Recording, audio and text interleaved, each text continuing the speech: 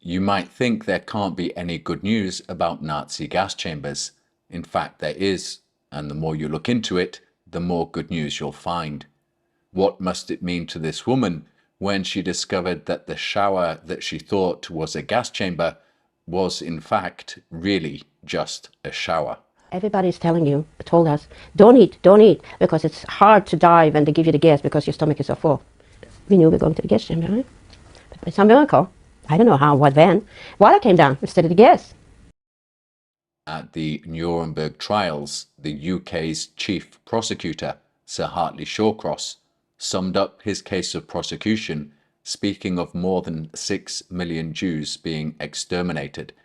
He said murder conducted like some mass production industry in the gas chambers and the ovens of Auschwitz, Dachau, Treblinka, Buchenwald, Mauthausen, Majdanek, and Oranienburg. The amount of error, in fact lies, in this statement is staggering.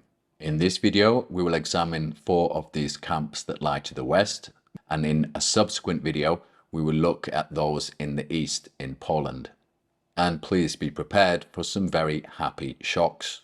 We'll begin with this film made in Buchenwald by the US's Psychological Warfare Department. 1,200 civilians walked from the neighboring city of Weimar to begin a forced tour of the camp.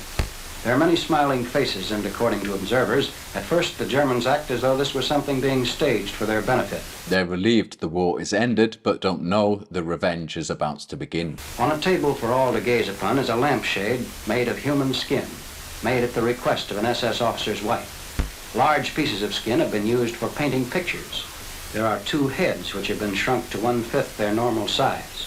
These and other exhibits of Nazi origin are shown to the townspeople. Exhibiting these items is C.D. Jackson of the US's Psychological Warfare Department. His team have planted all these items. The shrunken heads are nothing to do with the Nazis or prisoners, likely originating in South America. The camera records the changes in facial expressions as the Weimar citizens leave the parchment display. The tour continues with a forced inspection of the camp's living quarters, where the stench, filth, and misery defied description. The US Holocaust Museum is still showing this film on its website, now in color, but it seems without the sound. Here we read, the American liberating troops had a policy of forcing German civilians to view the atrocities committed in the camp. But why invent atrocities? Lies have consequences. This is Ilse Koch, the wife of the camp commandant. She was accused of commissioning that lampshade, supposedly out of human skin, and all Germany hated her for it. She was sentenced to life imprisonment by the Americans, but looking further into the case, the interim military governor of the American zone in Germany, General Lucius Clay, stated categorically that there was no convincing evidence that she had selected inmates for extermination in order to secure tattooed skins, or that she possessed any articles made of human skin, or that she had lampshades made of human skin in her house, and that was introduced in court, where it was absolutely proven that the lampshades were made out of goatskin. General Clay understands that justice is only served by truth. She was released, but then immediately rearrested by the German government and again sentenced to life imprisonment. The German media was hysterically accusing her, the population hated her, and after 20 years she hung herself in her cell. Some might say this hardly matters when balanced against all the atrocities, but again justice can only be served by truth. Lies have dreadful consequences, often bringing about the very darkness that was invented. After the war, this man Ed Gein apparently murdered someone and did make a lampshade out of his skin, reportedly inspired by the propaganda lie, believing it. Now think what that means on a much bigger scale with much bigger lies. This traumatization of the German people has never ceased. These corpses are real. So many tragic deaths, but we've been grossly misled about the causes of those deaths, and I will look at that in a future video. The plan to psychologically break the Germans has metastasized horrendously, traumatizing generations around the whole world, especially of Jews. The Nuremberg tribunal heard read out what was supposedly an immediate eyewitness account of a ghoulish recipe of soap being made from the fat taken from human corpses. This fake news had spread during the war because the letters engraved on the soap, RIF, were said to stand for rein jüdisches Fett, pure Jewish fat. In reality, they stood for Reichsstelle für industrielle Fettversorgung, or the National Center for Industrial Fat Provisioning. This low-quality soap doesn't contain any fat, human or otherwise. But think of the depth of trauma this woman has suffered by believing it. And we were led into showers. And we were getting a piece of soap with RIF on it, rein Newton fat, which means pure Jewish fat. And it was a soft piece, a square little soft piece, and I says, which part of my parents or my sisters am I going to be washed with? That's what went through my mind. And we stood supposedly under the shower and we waited. And a few drops of water came down, and we hear a woman's announcement, einseifen, that means soap yourself. And I said to my cousin, I says, tell me, does the gas works better when your body is wet? For how many decades has this poor woman believed that she was being asked to wash herself with soap made from the corpses of her own mother or sister? It wasn't until 45 years after the war that Israel's Holocaust Museum said the Nazis never made soap from human fat of murdered Jews. The museum recognized that letting fake stories propagate doesn't help the real victims of the Nazis. And so, on the one hand, it is welcome that the historian Yehuda Bauer, who advises the Yad Vashem Museum, said there is no evidence that Nazi Germany had used corpses for soap. But then, unfortunately, he goes on to say, although some Nazis did use skin to make lampshades. Now, Yad Vashem is concerned about the credibility of the Holocaust narrative, and that's why they're guarded against some outrageous fake claims.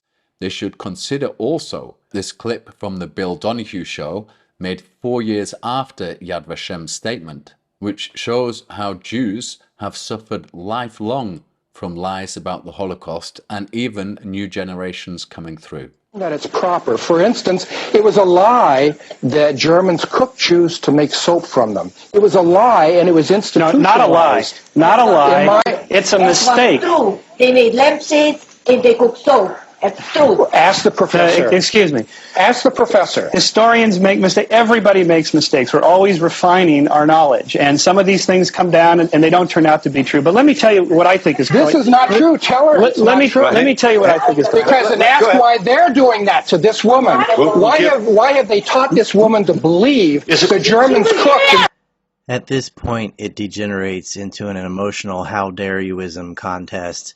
Yes, she was there, and she heard the wartime rumors, and the people who were there before her told her those things, and she believed them. If variations on the myth about soap made from human corpses still persist, and if the official website of the Buchenwald camp is doing all it can to keep alive the myth about lampshades made from human skin, what about the much more serious question of gas chambers? In volume 37 of the Nuremberg Tribunal documents, we read this official report by the French government. They say in 1944 at Buchenwald, they had even lengthened a railway line so that the deportees might be led directly to the gas chamber. Certain of these gas chambers had a floor that tipped and immediately directed the bodies into the room with the crematory oven. Now, this is nonsense, and yet it's an official report by the French government. No respected historian or engineer takes seriously these stories or similar about the Nazi camps, where there are floors which tip up so the bodies slide out, or else they open up completely to drop bodies into a cart below, or even floors which are electrocuted. These are all dark fantasies or outright lies. And so today, the Gedenkstätte Buchenwald, that's the official memorial museum where the camp was located, makes no claims that there were ever homicidal gas chambers at Buchenwald. They say there's a crematorium, because certainly there were dead bodies. They show where there was a disinfection unit for delousing the clothes of newly arrived prisoners. Here, Zyklon B gas really was used, and it's to stop the spread of typhus through the lice. And so the US Holocaust Memorial Museum on its website about Buchenwald says there was a place of torture there, but there's no mention of gas chambers. Sir Hartley Shawcross was wrong about this, and we'll see now he was also wrong about Dachau. Here is some more Allied propaganda. Hanging in orderly rows were the clothes of prisoners who had been suffocated in a lethal gas chamber. That's a deliberate lie by the US intelligence agency, the OSS, which made this film. They know full well that those are clothes hanging outside the little delousing chambers, not homicidal gas chambers. Hanging in orderly rows were the clothes of prisoners who had been suffocated in a lethal gas chamber. They had been persuaded to remove their clothing under the pretext of taking a shower, for which towels and soap were provided. Notice the door there with the warning sign on, because there was Zyklon B used for disinfecting clothes, and the Holocaust Museum today says it's the door to a gas chamber in Dachau, and they want you to believe it is for murdering people. In this photo, they say the same doors are to the crematoria, where bodies are burnt. Again, to make you think of an extermination process, when in fact these gas chambers for clothes are to save lives. And this shower room is in a different location in Dachau, but the film will make you want to conflate the two doors, thinking that the gas chamber is connected with the shower room. This is the Brausbad, the shower bath. Inside the shower bath, the gas vent. On the ceiling, the dummy shower head. In the engineer's room, the intake and outlet pipe. Push buttons to control inflow and outtake of gas. A hand valve to regulate pressure. Cyanide powder was used to All generate this the is lethal horrendous misdirection. It is impossible to pump Zyklon B gas through piping which is genuinely plumbed for showers, as these pipes are. This is much worse than fake stories about soap and lampshades. The OSS, it seems, had the roof of this genuine shower block lowered to put in a false roof with false shower heads as if it were disguised, and claimed that Zyklon B was pumped through the pipes. They even took flagstones from an adjacent room to completely cover the walls to make it look hermetically sealed, and later realizing that the story about plumbing couldn't possibly be true, funnels were added to the roof where they said Zyklon B pellets were dropped into the room. However, Stephen Pinter wrote in 1959, "I was in Dachau for 17 months after the war as a US War Department attorney and can state that there was no gas chamber at Dachau. What was shown to visitors and sightseers there and erroneously described as a gas chamber was a crematory. Nor was there a gas chamber in any of the other concentration camps in Germany." Here is the full letter from Stephen Pinter. The original disappeared from the archives of Our Sunday Visitor. However, in a subsequent edition, you can see two people replying to his letter, so it's genuine. You'll notice the small crematorium oven in the video. From the gas chamber, the bodies were removed to the Dachau crematorium. only had 2 of these, and they were inadequate for the unexpected influx of prisoners suffering from typhus and the deaths this caused in the camp. Certainly they would not be sufficient for an extermination center. The arrangement makes no sense for homicidal gassings, as Germa Rudolph has written here. He's been imprisoned for challenging the Holocaust narrative. Though even the museum itself admits there were never any homicidal gassings in Dachau. Bizarrely though, they call that room a gas chamber and had this sign displayed saying that it was never used. And unfortunately, it seems that this sign was removed in 2003. because they want to keep alive the idea that there were gas chambers in Dachau. The notion of SS men dropping pellets through holes in the roof is not credible. This apparatus is at Dachau for the delousing of clothes. The tins of Zyklon B are put in the top, and then it can be automatically opened from outside. After the door is shut, the pellets drop into a catcher and hot air is blown on it to raise the temperature so that the oxidized pellets will give off hydrogen cyanide gas, enough to delouse the clothes. Now, why would the Germans have these Dagesh machines for each of their delousing chambers, but not be able to come up with something similar for a homicidal gassing chamber? It's not just that they were supposed to be dropping these through the roof. That room in Dachau has had these two chutes added to it at some stage. Supposedly the pellets were dropped through here as well, but they're not part of the original building. You can even see that the mortar around them, if you zoom in, is different to that of the rest of the wall. But why would the Nazis have such primitive methods of delivering these pellets when they've got perfectly good machines for doing that wherever there are chambers for clothes? The Wikipedia article on Dachau makes no mention of gas chambers, but the page includes these two photographs of the shower room, which they say is a gas chamber.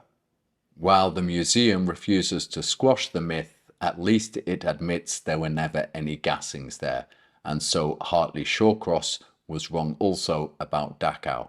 And it wasn't just the Americans and British who were wrong. Of course, the Soviets in their propaganda claimed gas chambers where there were none.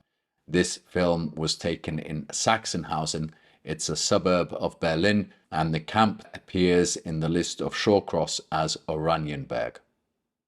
The video description identifies this room as a gas chamber, and the voiceover says, think how many hundreds of bodies it could take simultaneously.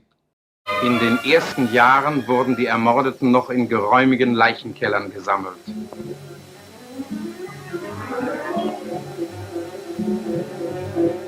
Gewölbe, die viele Hunderte von Opfern gleichzeitig aufnehmen konnten.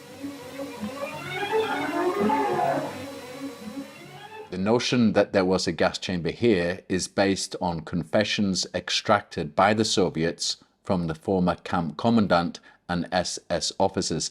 If you read this testimony, it is perfectly incriminating and completely unrealistic. So also is the method, which speaks of gas being blown through heated pipes, an instantaneous death, and a capsule containing liquefied gas being placed in the center of a fan. None of this is practicable, but the key to understand it is that the Soviets were doing the interrogations. This officer of the German Wehrmacht, Gerhard Schirmer, was taken prisoner in Berlin at the end of the war, and in his autobiography, About 10 Years as a Prisoner of the Soviets, explains how he was forced, along with other prisoners, by the Soviets to actually build a gas chamber at Oranienburg where before there hadn't been any. This Soviet deception of engineering a gas chamber to be blamed on the Nazis goes hand in hand with their repeated claim that 100,000 people were murdered at Sachsenhausen-Oranienburg, when in fact the camp records, which even record the time of deaths of prisoners, give a total of 20,000. It might have been more, but it's nothing like the 100,000 which the Soviets claim. Here his words are translated again by Gemma Rudolph. And why did the Allied victors have gas chambers installed in the former concentration camps just after the war, as the Americans, among others, did in Dachau? Does anyone have even one plausible explanation for this? In any case, together with other prisoners, I personally had the fun of installing a gas chamber and shooting facility in the Russian camp at Oranienburg, Sachsenhausen, which did not exist until then. The Encyclopedia Britannica Online still claims that 100,000 prisoners were murdered there. Although this high figure has been debunked, there are still videos being made to say the same. Of Sachsenhausen's 200,000 prisoners, around 100,000 of them were killed by the horrific conditions, gas chamber, and medical experiments. Mass graves following hangings, but these methods also caused too much panic within the prisoner population, so the SS had to come up with something more discreet and quiet. Because of this, gas chambers arrived at Sachsenhausen, and trials were held in which they tested the largest amount of inmates driven into the chambers and killed without panic being created. But what about physical evidence? Well, there is none. The Soviets destroyed the building completely in 1952, probably to cover up their own crimes. So at the museum today, you just see these excavated foundations. And people believe they're looking at a gas chamber. Hartley Shawcross was wrong about Sachsenhausen Oranienburg. And finally, for this video, we'll take a look at Mauthausen. The Jewish Virtual Library shows you photographs of the shower room and tells you it's a gas chamber. But let's hear what more careful historians say about it. First, Olga Wormser-Michaud concluded that allegations of mass gassings at Mauthausen seemed to be nothing more than myths. She was unconvinced by SS confessions wrought under torture and wrote that prisoners themselves denied there was a homicidal gas chamber at Mauthausen. She cannot be suspected of bias here, but has very solid credentials.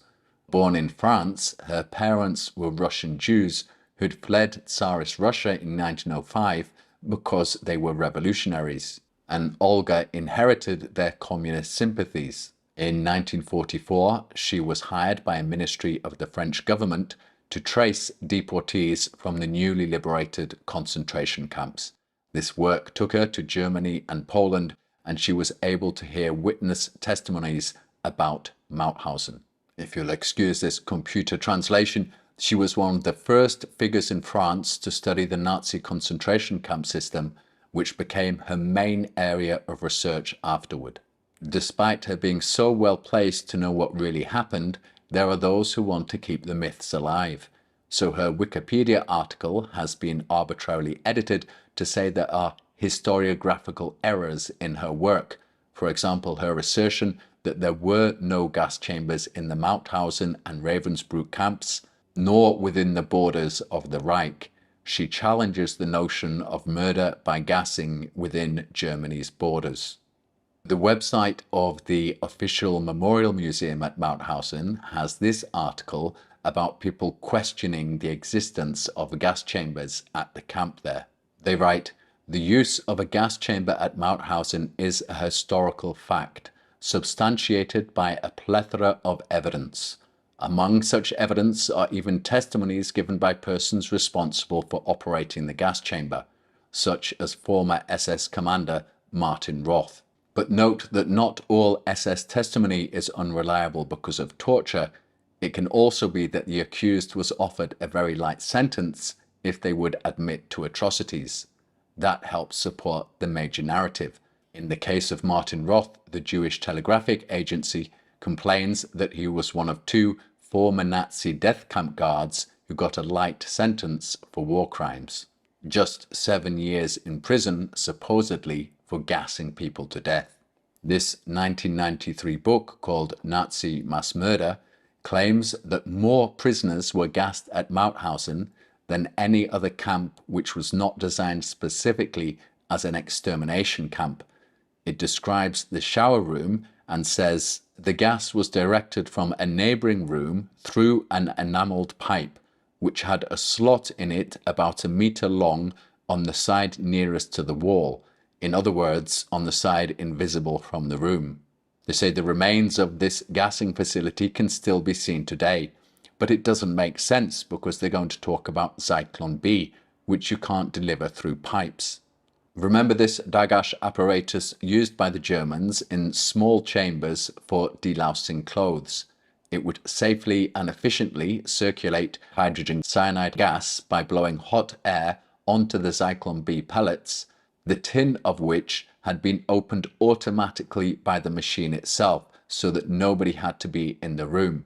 But in this book we read this unconvincing account. In the judgment rendered against Roth, the gassing process is described as follows. If a gassing was to take place, Roth gave orders to one of the prisoners of the crematorium work detail to heat a brick in the crematory oven. Roth took the burning hot brick in a shovel and placed it in the apparatus for admitting the gas. The apparatus consisted of a metal chest with a removable cover, which could be hermetically sealed by means of wing screws and airtight packing. By giving off heat, the brick led to the quick release of the poisoned gas. Barely 15 minutes after the gas had begun streaming into the room, the accused, Roth, saw through the peephole in one of the two doors that none of the victims were still moving. After checking by means of coloured paper that there was no more gas inside, Roth then opened both doors of the gas chamber and ordered the prisoners under his command to carry the corpses to the crematorium. It describes a group of 261 Czech prisoners, half of them women and children, who were gassed a few days after entering the camp, with SS men in white coats looking for their gold teeth. Supposedly they had no idea what was coming. When they entered the gas chamber, some of them were even laughing, and all were expecting to take a shower. Only a group of men understood at the very last moment, when the door to the gas chamber was closed, why they had really been taken there. They expressed their realization by yelling, "Heinous murderers," and banging desperately against the doors of the room. The whole operation took more than 24 hours. It tells us 3 methods were used for execution: hanging, a bullet in the nape of the neck, and gassing. After the execution session, the SS leaders present came out of the gas chamber laughing and went into the courtyard of the bunker. SS soldiers laughing about murder. It's a movie, not reality. Murders continued to take place in the gas chambers of the main camp until just before Mauthausen was liberated. During the last weeks, the camp administration tried feverishly to eliminate the sick, whose numbers kept increasing. It claims that in 5 days at the end of April 1945, 1,441 sick prisoners were gassed, claiming that the SS, knowing that they were about to lose, were desperate to kill anybody who might help the Allies in reconstruction. It's too melodramatic.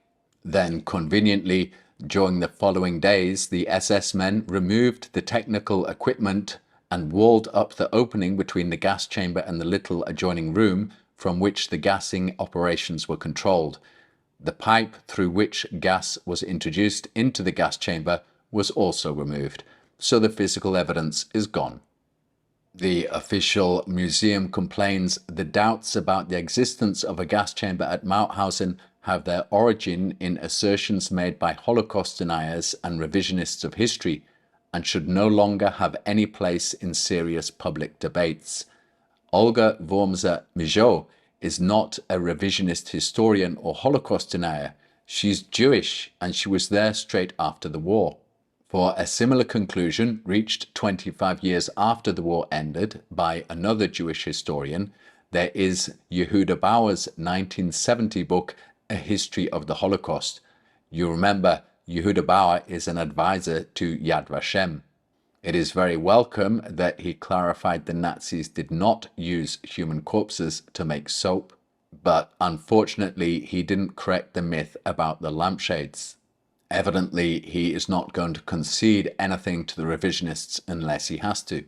On page 230 he writes, although no mass gassings took place at Mauthausen, saying the gas chamber was small, many Jews as well as non-Jews died there in a process the Nazis called extermination through labor.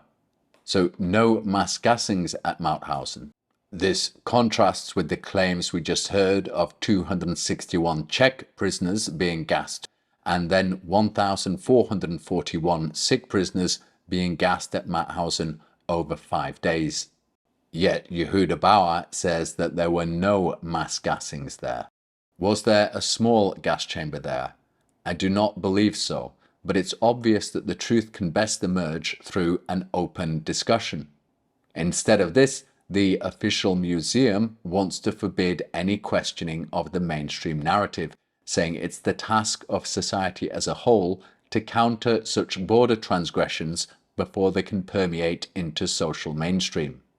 The museum is not giving historical facts here, but PR management. Note they post a photograph captioned "Jack Taylor with a gas charging device for the gas chambers and Zyklon B cans."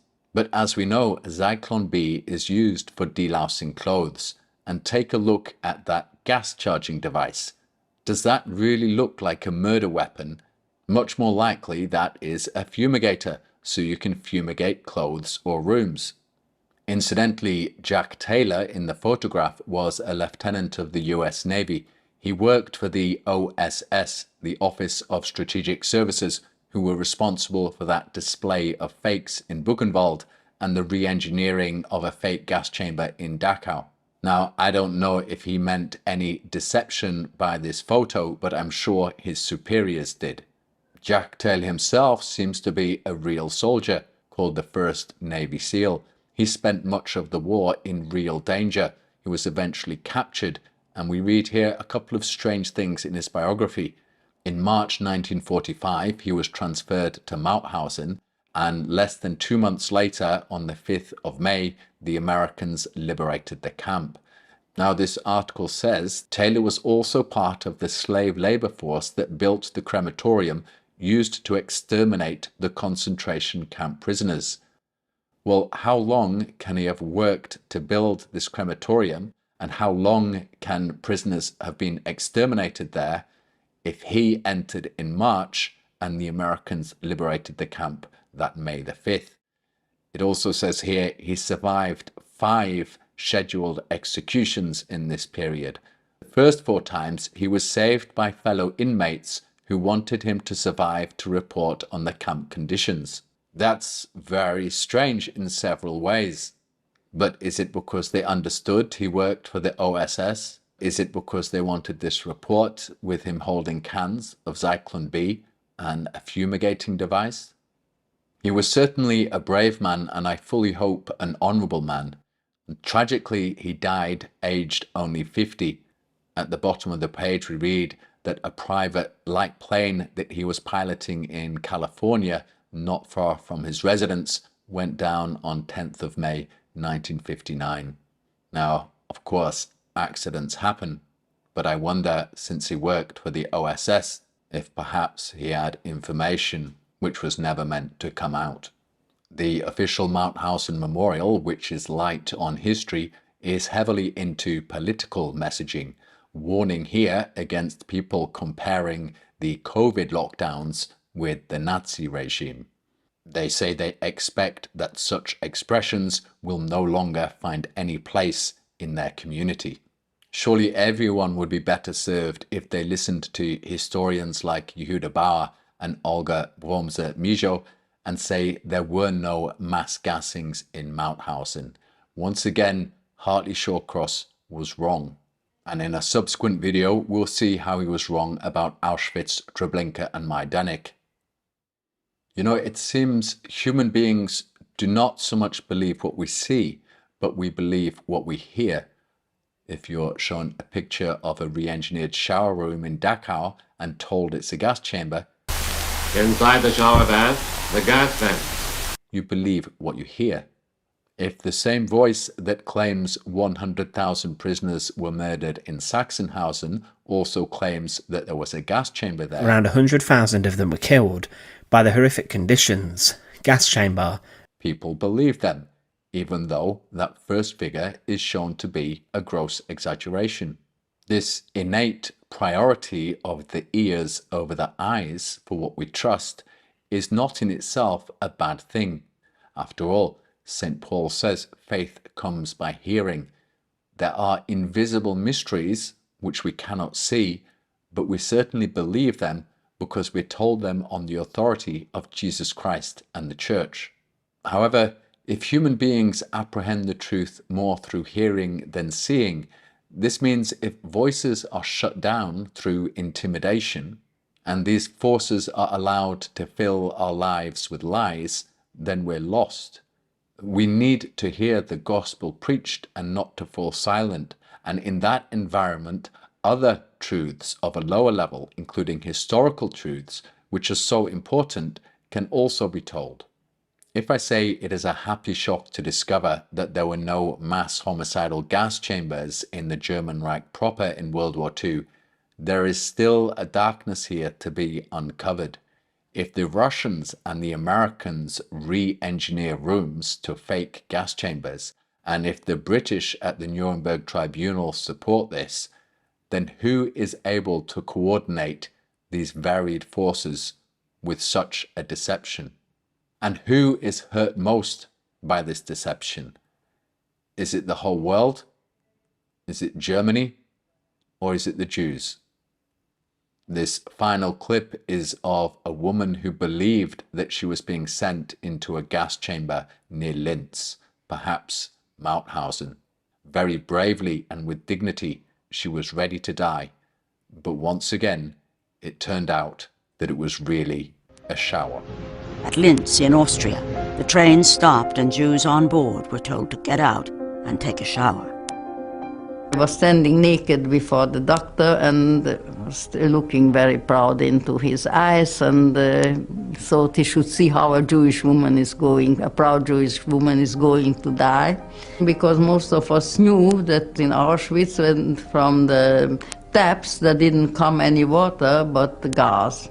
And from the pipes came fine, warm water. Afterwards, we dressed up and returned to our train. It was a very relieving experience after we were ready to die there. I may well be wrong about particular points in this video. If any important errors are convincingly raised, I'll list them in the video description. And if I'm wrong about the major themes, I'll take it down altogether. May God have mercy on us all.